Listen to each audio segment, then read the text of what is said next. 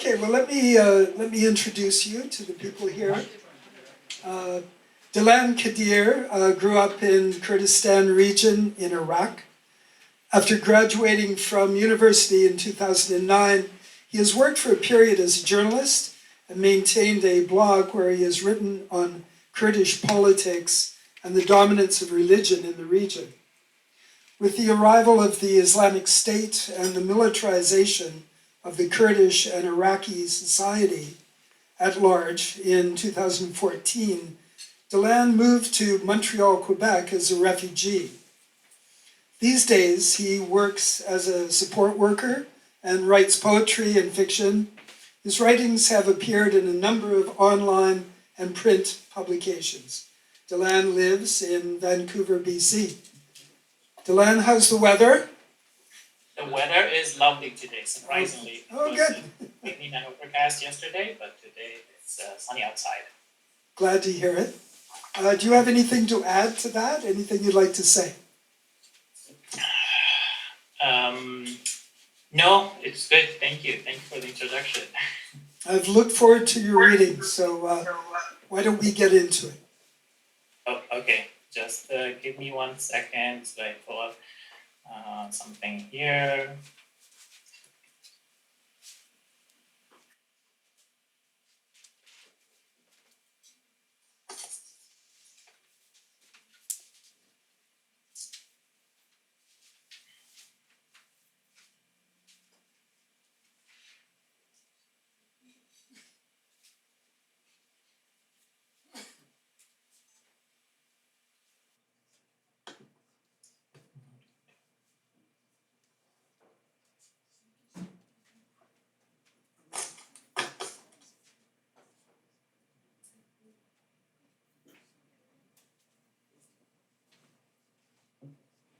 Can you hear me, Keith? Yes, we are ready when you are.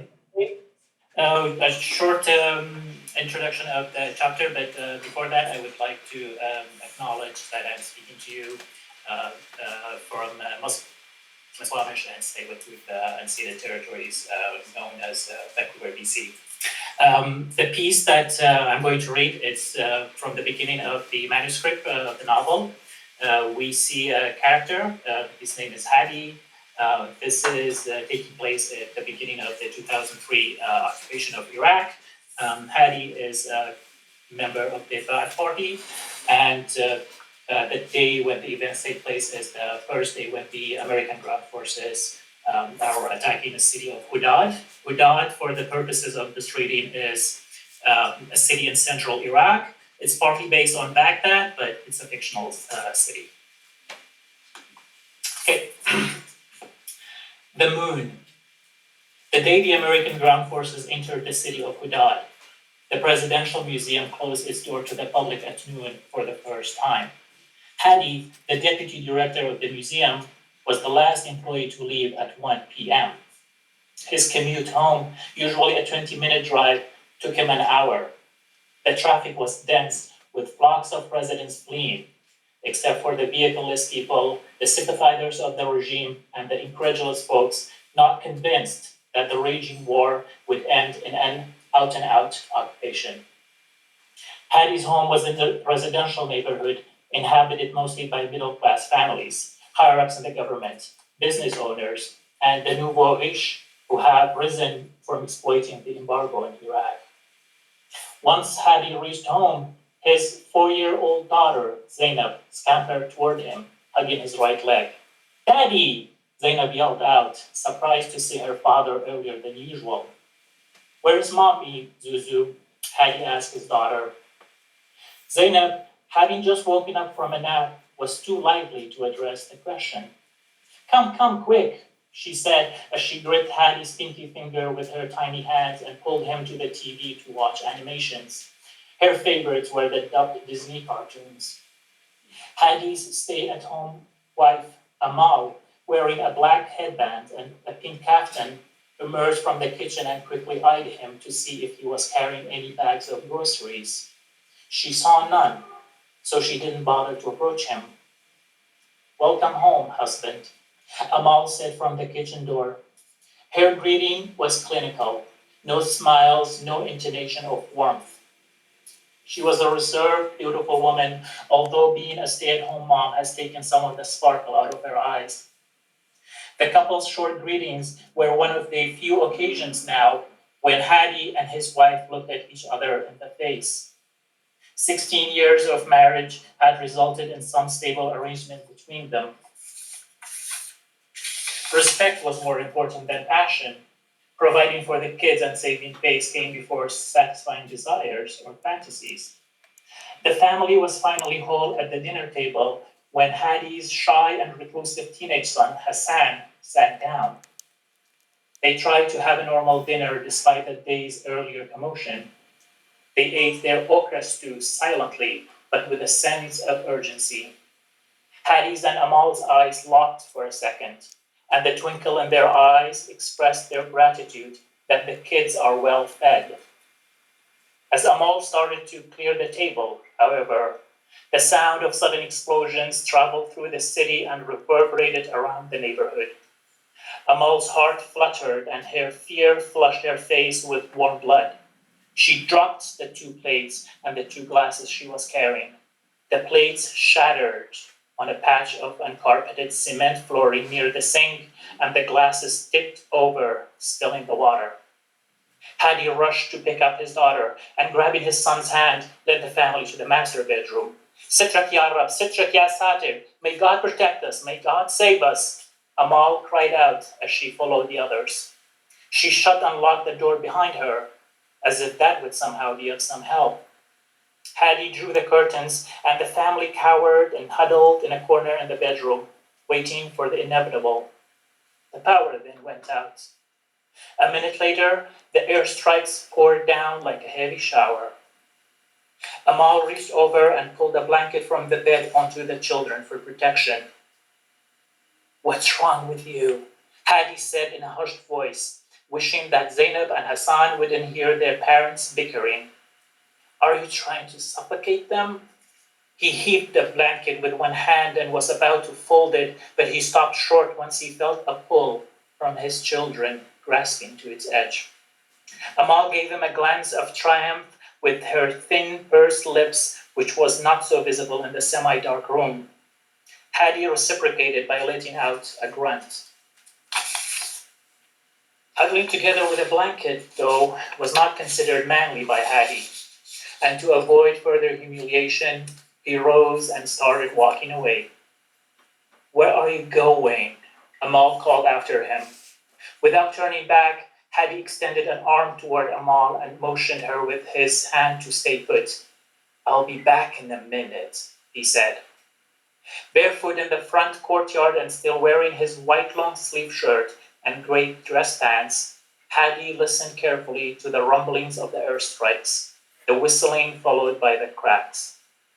Every now and then the darkening sky of the evening brightened with a loud explosion. Hadi began to realize that the strikes, though intense, weren't random, and they most likely targeted military and Ba'ath Party locations. He then thought about her, his lovely Samira, his forbidden love, and he wondered if she was doing okay. He walked back inside the house, and his regained composure slightly eased the tense anxiety in the bedroom.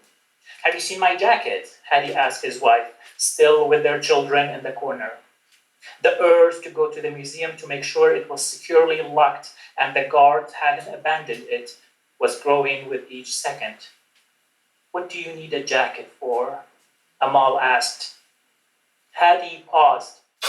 It wasn't customary for Amal to question his actions.